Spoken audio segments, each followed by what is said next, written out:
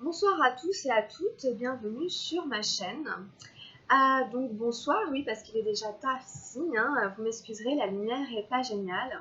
J'avais envie en fait de faire une petite guidance comme ça, juste au passage, une petite guidance intemporelle avec l'oracle de la triade. Pour ceux qui connaissent, hop, je me suis procuré l'oracle de la triade tout récemment et je n'ai pas l'occasion de l'utiliser à part si je fais des guidances en ligne. Hein. Et donc du coup, voilà, donc on verra en fait, je fais juste une guidance générale, intemporelle. On va voir ce qui sort, on va voir de quoi veut nous parler l'oracle de la triade. Hein, on va laisser parler les cartes, on va laisser parler le jeu, on verra bien ce qui se dégage. Donc c'est un oracle que je ne connais pas vraiment, je n'ai pas trop utilisé. On va voir si on arrive ensemble à faire quelque chose. Je vais prendre 6 cartes, ok, puis on va voir ce qui sort des 6 cartes. Allez, donc c'est parti avec la triade. C'est un super beau jeu, j'adore, les cartes m'inspiraient beaucoup. Alors on demande une guidance avec l'oracle de la triade, simplement. Une guidance à l'heure actuelle pour accompagner, guider, aider les gens qui regardent la chaîne. On prendra 6 cartes avec cet oracle. Donc on y va. Alors c'est parti.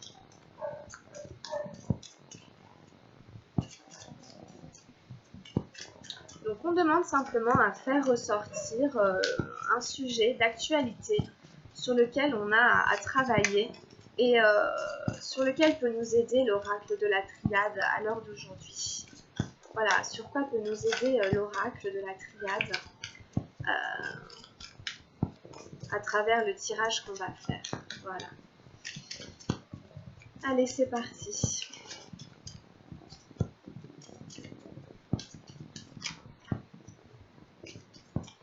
En tout cas, merci pour tous ceux qui regardent la chaîne. Merci de me suivre. Ça me permet vraiment voilà, d'explorer avec vous, d'exploiter tout ça. Et ça me plaît beaucoup. Donc, merci beaucoup d'être là, de me suivre, de m'encourager. Oups. Alors, de quoi tu veux nous parler, la triade, ce soir?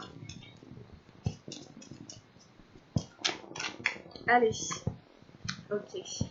On y va, donc je baisse l'écran, que vous voyez plus les cartes. Hop.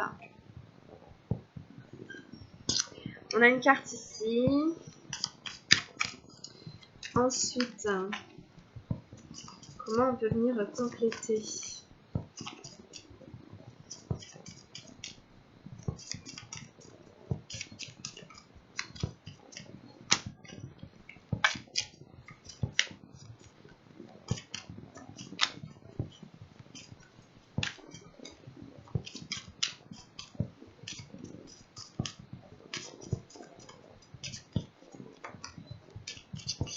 Allez, oracle de la triade, accompagnant cette première carte. Hop. En fonction de ce dont tu veux nous parler ce soir. On continue à prendre les cartes. On en met une ici.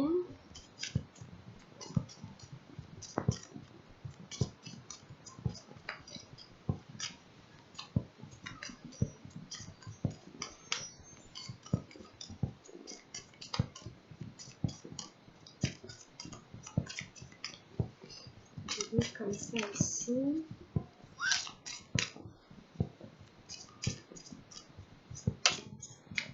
Oh, oups. Elles sont très larges.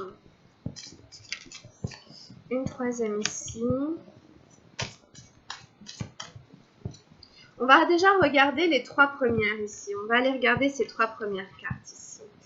On a eu les racines. Alors vraiment, vous voyez, j'étais en train de dire de quoi tu veux nous parler. Il veut nous parler de nos racines. On voit en fait l'arbre des séphiros représenté ici. C'est vraiment ce trait d'union entre la matière et l'esprit. Les racines, ce sont nos ancêtres. C'est d'où l'on vient. où est-ce qu'on est né, dans quel pays on est né. C'est un retour à l'origine en remontant dans les racines, en remontant le temps. Hein, je pense qu'il nous est ici suggéré un enracinement d'abord dans la terre, peut-être un travail sur le chakra racine, sur tout ce qui est aussi de l'ordre de nos besoins primaires, le besoin de s'alimenter, le besoin de s'hydrater, les instincts, les pulsions, le besoin de se reposer, tous les besoins qu'on a qui nous ancrent, et aussi tout le rapport à nos ancêtres. Ici, j'ai tiré le sacrifice, la numéro 46. On est sur beaucoup de 6, hein, c'est le 6 de la racine, le 46 du sacrifice, et enfin, j'ai eu la bénédiction, la 21.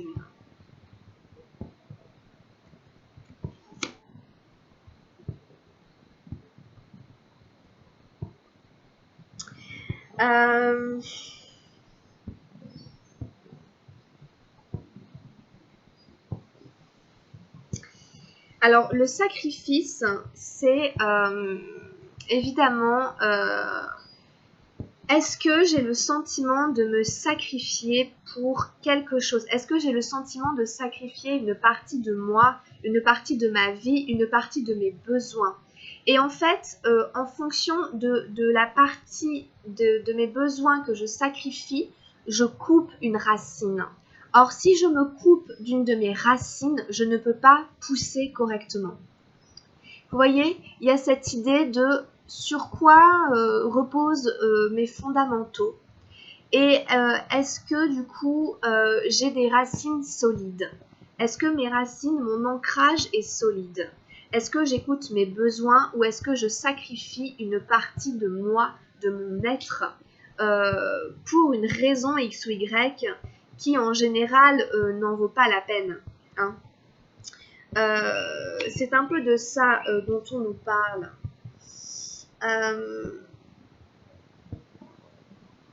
C'est vraiment en effet le passé, hein, les fondements. Et en effet, le sacrifice peut nous parler d'une soumission, d'une forme de soumission. Alors, il pourrait être intéressant de voir aussi, dans notre passé, à quels endroits je me suis sacrifiée dans le passé. À quels endroits, en fait, je ne me suis pas écoutée. À quels endroits j'ai sacrifié une partie de mon être. Et pourquoi, en fait, je l'ai fait. Mais aussi d'aller observer si nous avons des ancêtres qui ont sacrifié une partie d'eux-mêmes pour une raison X ou Y et les conséquences que ça a donné. Par exemple, on a tous dans notre famille des ancêtres qui ont disparu dans les guerres, les premières guerres mondiales, les deuxièmes guerres mondiales, qui sont encore, qui sont pas si éloignés de nous, hein. Et ce sont tous des êtres qui ont sacrifié une partie d'eux-mêmes, de leur famille, qui ont laissé des enfants, des femmes, qui ont laissé leur vie. C'est un sacrifice, le sacrifice de sa vie pour une raison, pour une cause particulière, hein. Vous voyez, il y a du sang qui a coulé ici, hein. On a perdu de la vitalité, on a perdu une source en soi et on s'est coupé d'une racine, d'une origine. D'une base fondamentale. Si par exemple j'ai un besoin particulier, le besoin, je ne sais pas, par exemple d'exprimer ma joie, mon amour, ma créativité, mais que je sacrifie en fait l'expression de ça, par exemple, je ne me donne pas le temps en fait de réaliser le tableau que j'ai envie de faire ou d'aller à ce cours de chant qui me ferait du bien ou de téléphoner à cette personne que j'aime, etc. Parce que en fait je n'ai pas le temps, mais en fait la vraie raison c'est que je sacrifie en fait une partie de moi, eh bien j'y laisse une part de moi-même en fait. J'y laisse une part de moi-même et en fait il peut s'agir aussi d'un programme transgénérationnel? Est-ce que j'ai des ancêtres dans ma généalogie qui ont sacrifié une partie d'eux-mêmes, de leur vie, de leur passion, de leurs besoins, de leurs racines, pour une autre raison, et qui n'ont pas pu du coup vivre intensément ce qu'ils voulaient? Donc ici, allons observer de quelle racine je me suis coupée, qui aujourd'hui en fait ne me permet pas d'être vraiment un trait d'union entre le ciel et la terre. Hein. Puisqu'à partir du moment où il y a un besoin auquel je ne réponds pas, je ne peux pas être une source d'inspiration, je ne peux pas me réaliser pleinement dans mon incarnation. Vous voyez, il y a des notions comme ça du coup. Hein. Il y a le sacrifice ici d'une racine fondamentale qui ne permet pas forcément en fait à l'incarnation de se déployer pleinement. Hein. Le sacrifice de sa vie, c'est terrible. C'est terrible.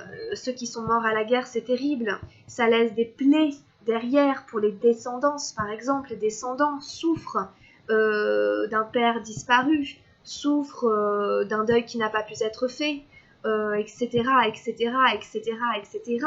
Hein. Donc, le sacrifice, ça veut dire ce que ça veut dire. Hein. C'est un terme très fort.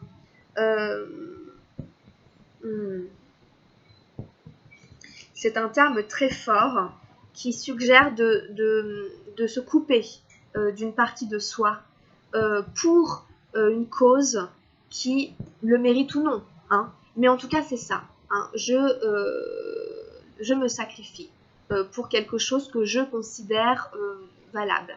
La chose est valable ou pas? Est-ce que ça vaut vraiment le coup de se sacrifier? Là, si on coupe une racine, on n'a plus d'oxygène, on n'a pas assez d'oxygène.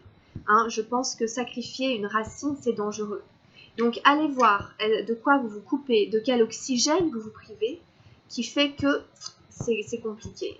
Et ici, en fait, on a la bénédiction. La bénédiction, ça nous parle de cérémonie. Ici, moi, je vois aussi beaucoup le calice.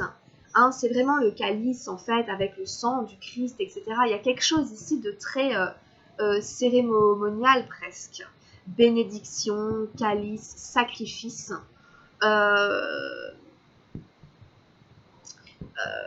C'est presque quelque chose de religieux. Hein. C'est un peu étonnant que ça parte là-dessus.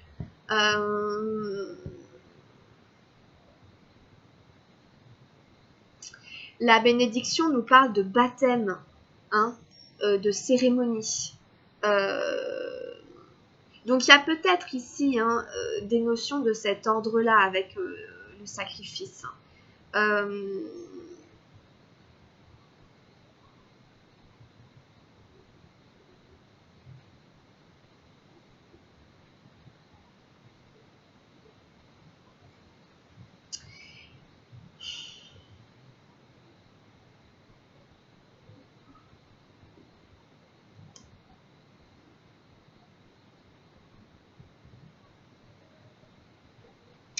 Je pense qu'il y a l'idée aussi de, avec la bénédiction, accord de confiance, hein, baptême, bénir, cérémonie, quelque chose en effet de l'ordre de la confiance. On va encore en mettre une ou deux, on va en rajouter quelques-unes si vous voulez bien, parce que là, c'est pas forcément évident pour moi. J'ai l'impression que ça part trop dans quelque chose d'un peu religieux.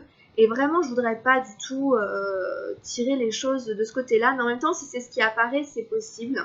On va quand même le suggérer. Ça peut très bien être des gens qui décident de se tourner vers une religion quelconque et de se faire baptiser. Hein, de se faire baptiser, de faire sa communion, etc. Et ce serait un moyen de se relier à ses racines, en fait, à ses origines. Si par exemple on a des grands-parents qui étaient chrétiens ou quoi, mais que nous on est athées, qu'on n'a pas été baptisés, on peut se tourner aujourd'hui, se dire bah tiens, pourquoi je ne le ferais pas aussi afin de me relier davantage à mes ancêtres qui eux-mêmes étaient croyants, etc. Donc c'est pas du tout un conseil que je donne ou un jugement, mais c'est une observation des cartes qui apporte ici sa bénédiction et sa protection devant le fait de se faire baptiser, par exemple, ou des choses comme ça, que ce serait peut-être un moyen de se reconnecter à ses racines. C'est vraiment ce que dit le tirage, hein. Franchement, c'est très clairement ça. Il y a l'idée ici d'aller à une cérémonie, à un baptême, peut-être d'assister. Peut-être c'est le fait d'assister à un baptême, d'assister à une cérémonie. Et peut-être que autour de ça, il y aura nos ancêtres, nos grands-parents, etc. Ça peut être faire baptiser un enfant, etc.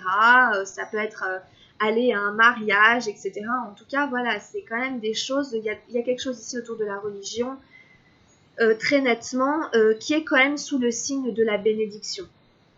D'accord? Donc c'est quand même plutôt pas mal. Hein. En tout cas, c'est intéressant comme tirage.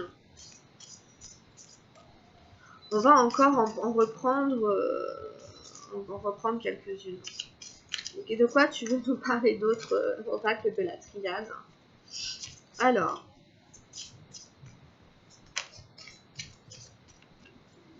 c'est assez drôle parce que je sais que, voilà, en tout cas, voilà, c'est... Enfin bref. Alors, accord de confiance, voilà. Alors, qu'est-ce qu'on a ici?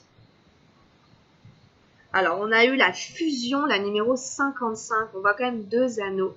Donc, je vous parlais de mariage. Donc, ça peut être tout à fait ça. Ici, voilà, on assiste à une cérémonie. On assiste à un mariage. Ça peut être l'idée de fusionner avec ses racines, ses origines. Il y a une notion d'union. Hein, très, très nettement. Voilà, c'est exactement ça.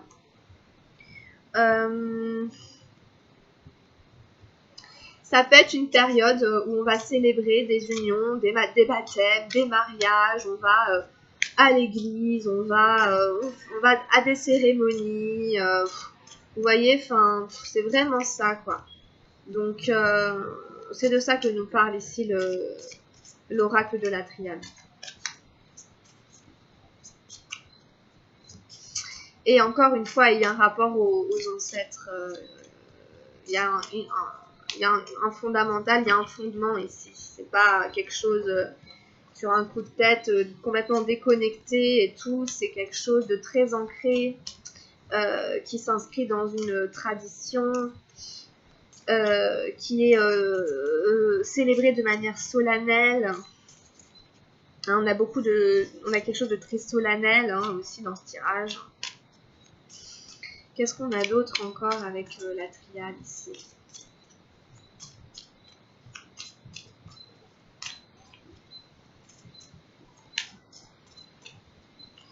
Donc, vous verrez si c'est vous-même qui êtes concerné, si vous-même allez vous marier et faire ça de manière solennelle, hein, à l'église, etc.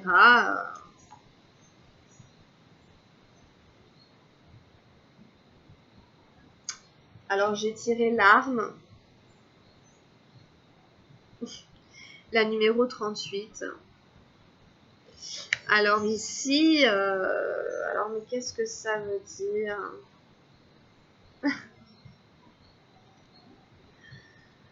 Bon, ça peut nous parler de disputes, ça peut nous parler de querelles, de divorce. Je vous promets, c'est ce qui est marqué, divorce. C'est peut-être des peurs, hein, ça peut être des choses derrière qui se cachent en fait, des choses dans l'ombre. C'est peut-être ici la carte de l'ombre. On peut avoir peur après ce mariage d'être face à un divorce, à un procès. Vous voyez, bon, c'est peut-être juste des peurs. Hein. Et ici, on a le sceau, la numéro 12. Donc, à mon avis, l'union est scellée, quoi. Hein. On scelle une union, très clairement, voilà. On scelle le contrat, le pacte. Hein. On va bâtir. Signature. Donc, il y a la signature d'un contrat. Hein. Signature, à mon avis, d'un contrat de mariage ou quelque chose comme ça. Oups. Ok.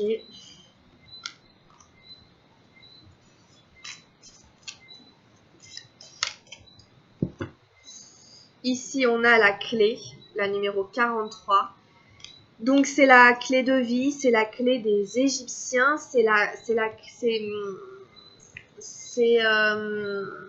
aussi la clé ou la croix de vie de... C'est l'accomplissement. C'est une ouverture ou une fermeture. Il y a une solution qui est trouvée. Mais c'est la découverte. Pour moi, c'est aussi le chemin des réincarnations et tout chez les Égyptiens. Ça représente tout ce qui est cycle de vie, incarnation, réincarnation et tout ça. Donc en fait, je pense que c'est simplement aussi le chemin qui est là, qui s'éclaire. Il y a un accomplissement, quoi. C'est-à-dire qu'on a l'outil pour solutionner, on trouve la clé, quoi. On trouve la clé si jamais il y a quelque chose. Ça peut être après, on ouvre, voilà. Si vous allez ouvrir une porte, laquelle qu'elle soit, la clé est là, vous avez la clé en main. Hein. Et derrière, il y a la découverte d'un chemin, d'un chemin de vie. Et c'est le début de quelque chose. On a l'alpha, c'est le commencement. Derrière cette porte que vous allez ouvrir, il y a un nouveau chemin qui arrive, en fait, un nouveau commencement. L'alpha, c'est vraiment ça. C'est la numéro 1, c'est le tout début d'une histoire, le début de cycle. Voilà, commencement, nouveauté. Donc, comme la clé ouvre une porte, elle ouvre le début d'un cycle. C'est tout à fait ça, c'est le début d'un nouveau cycle. De toute façon, si jamais c'est une histoire de mariage ou quoi, c'est le début d'une vie commune, hein, c'est le début d'une grande aventure et c'est le début d'un nouveau cycle. C'est exactement ce qui se dessine ici. Voilà, c'est le début du chemin de l'union, de la vie amoureuse, sentimentale. Derrière cette porte, peut-être, je ne sais pas, de la lune de miel ou je ne sais quoi, il y a vraiment voilà, un début de cycle, quelque chose de neuf, quelque chose de l'ordre de la découverte, de la nouveauté par rapport à cette nouvelle vie, à ce nouveau départ, à ce nouveau chemin, à ce saut, à cette chose qui se passe, hein, que vous vivez, à cette union, à cette fusion. Voilà, c'est assez beau, hein, vraiment. Wow, c'est fort, hein, c'est beau aussi.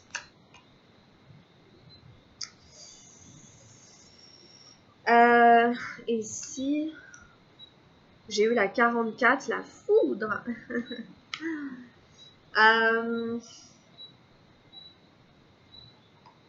Ça peut être une révélation.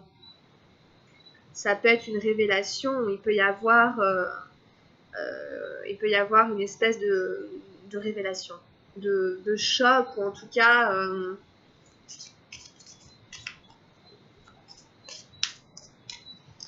quelque chose qui vous marque très très fort. On en prend encore une ou deux. Ça peut être aussi vraiment le coup de foudre vraiment pour cette personne, ou la révélation que c'était vraiment la bonne personne, ou ça peut être la fin claire, totale et nette de ce que vous étiez avant, de ce que vous viviez avant. Qu'est-ce qu'on a d'autre après? Alors la triade, de quoi veux-tu nous parler d'autre?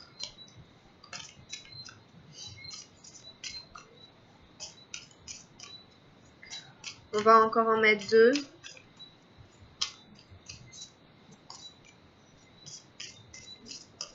La foudre, c'est aussi, je vous cache pas, c'est aussi un peu le chaos. Il peut y avoir une destruction, il peut y avoir un feu, une explosion, quelque chose qui nous secoue.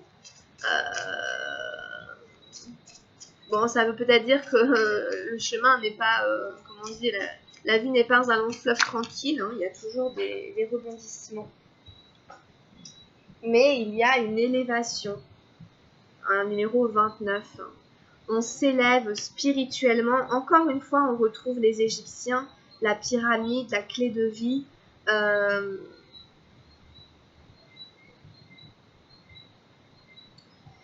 Il y a ici une dimension spirituelle. Ça peut être aussi quelque chose, je sais pas, ça peut être aussi quelque chose de l'ordre de sexuel, enfin j'en sais rien, mais des fois, hein, vous voyez, avec la carte de la foudre, c'est pas forcément négatif, ça peut être très électrique, et du coup ça nous transporte, ça nous élève tout d'un coup. Augmentation, avantage, accéder, ascension, montagne, départ. Voilà, donc il y a toujours cette idée d'ascension en fait. Peut-être une explosion, hein, quelque chose, une révélation.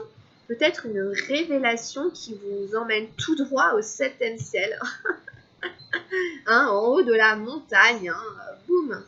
Enfin, je sais pas, je dis ça, mais peut-être. Hein.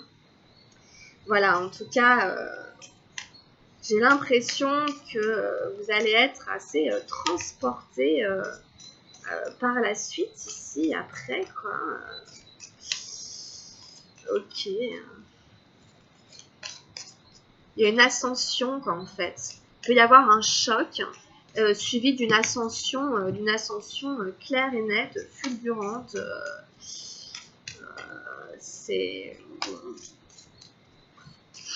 Ça peut être une augmentation aussi financièrement. Et on a le silence, la numéro 52. Ça peut vouloir vous dire de rester silencieux justement par rapport à ce que vous vivez, de ne pas trop en parler, ça pourrait faire des jaloux. Ou voilà, il y a cette idée d'être dans le mystère, c'est un prélude de révélation.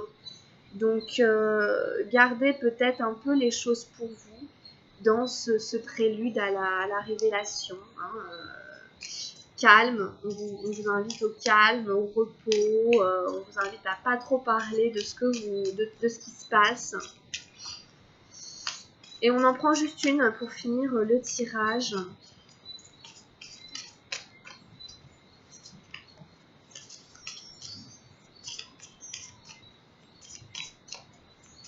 Avec l'oracle de la triade, on prend juste une dernière carte.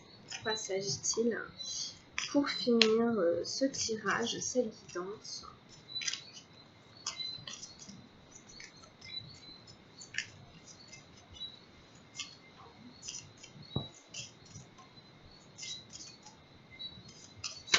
Et pour finir, on a eu la numéro 5. On finit sur les émotions. On finit... alors c'est un numéro 5, mais ça représente la créativité, la fécondité, la terre. La purification, ça peut être la fécondité, voilà, ça peut être la créativité, ça vous emmène encore ailleurs. On peut très bien avoir ici un enfant qui arrive, on peut très bien avoir... il y a aussi une notion de purification, ça ramène aussi à l'eau, à la terre, enfin, voilà, de nettoyage, de purification, quelque chose de sain. On finit ici sur quelque chose de très très sain, voilà, qui a été purifié, nettoyé, et en tout cas c'est sain, c'est bien. C'est un numéro 5, mais il y a 2 jarres, donc voilà, ça finit sur cette idée de créativité, donc c'est très intéressant, quoi. Franchement, je trouve que c'était quand même intéressant ce tirage avec l'oracle de la triade, hein, c'est assez surprenant. On prend un message avec l'oracle de Gaïa pour la guidance qu'on vient de faire avec l'oracle de la triade. On va juste finir avec un message de Gaïa, de la Terre-Mère.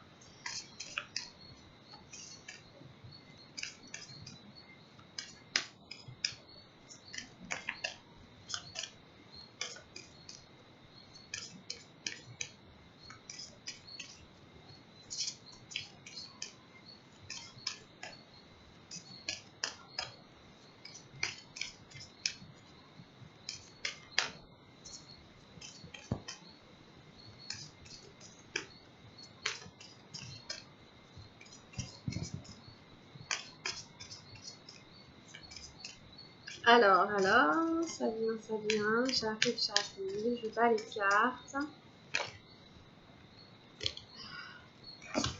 Oh là là, j'ai tout fait tomber. Ce qui est sorti, c'était le yin et le yang. Le yin et le yang, l'harmonie et l'équilibre. C'est surtout la numéro 40. Et derrière, il y avait le clair de lune, le voyage, la romance, la potentialité. Ouais. C'est encore, on retrouve l'eau et la terre.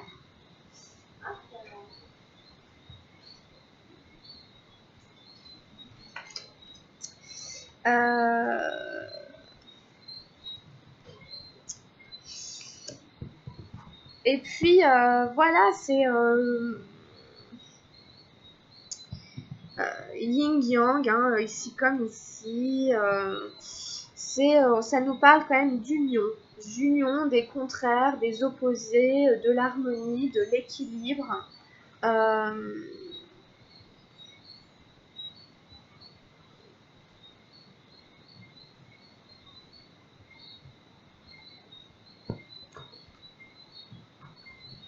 En fait, ça vous dit simplement ici que vous possédez déjà tout ce dont vous croyez manquer.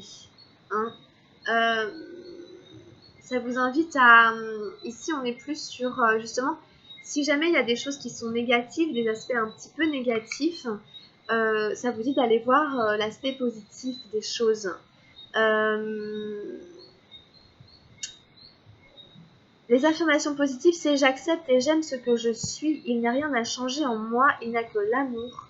Chaque facette de mon être est utile à autrui ou à moi-même. Je crée la santé, la prospérité et l'harmonie en chérissant la réalité. Tout ce que j'accepte grandit toujours plus en amour. Et ici, avec le clair de lune, la numéro 36, on a eu il y a de l'amour dans l'air. On vous dit que vous allez faire bientôt un voyage très spécial. Une soirée romantique vous permettra de découvrir la source d'un potentiel virtuellement illimité. Hein? Vous créerez quelque chose de nouveau qui aura une valeur durable dans votre vie. Détendez-vous et profitez de l'instant. La lumière indirecte de la lune remplit votre cœur d'amour et dévoile une mine de nouvelles possibilités. Les affirmations positives, c'est « J'invite la romance dans ma vie. Je considère les choses sous un jour nouveau. La vie est pleine de possibilités innombrables. Je baigne dans un potentiel illimité de création, une source éternelle d'inspiration. » Donc, il y a certaines choses à équilibrer, il y aura certaines choses à équilibrer. Et on vous dit que de toute façon, vous allez vers quelque chose de nouveau, qui éclaire, sur lequel il y a de la lumière, il y a beaucoup d'amour, il y a beaucoup de romance. Vous invitez la romance dans votre vie. Vous baignez dans un potentiel limité de création, une source éternelle d'inspiration. Donc, voilà, je pense que vous vous embarquez pour un nouveau voyage qui va durer peut-être toute votre vie pendant un long moment et dans lequel on vous invite à baigner dans la romance, hein, donc dans des sentiments romantiques, quoi. Donc c'est très joli, c'est très beau. Donc voilà, écoutez, on peut arrêter là avec cet oracle, avec ces oracles. C'est une guidance un peu particulière, on verra, je teste un peu des choses, on verra bien comment on fait, comment on fera. J'essaie d'utiliser des jeux qui me plaisent, à voir si ils se complètent ou pas, ou comment, ou quoi, je verrai un peu au fur et à mesure. En tout cas, merci infiniment d'avoir regardé cette vidéo. J'espère qu'elle saura accompagner les personnes qui se sentiront concernées par ce tirage. Et puis, on se retrouvera très prochainement pour de nouvelles guidances. Je vous laisse là. À très bientôt, mes chers. Je vous embrasse fort. Prenez soin de vous. À très vite. Bye bye.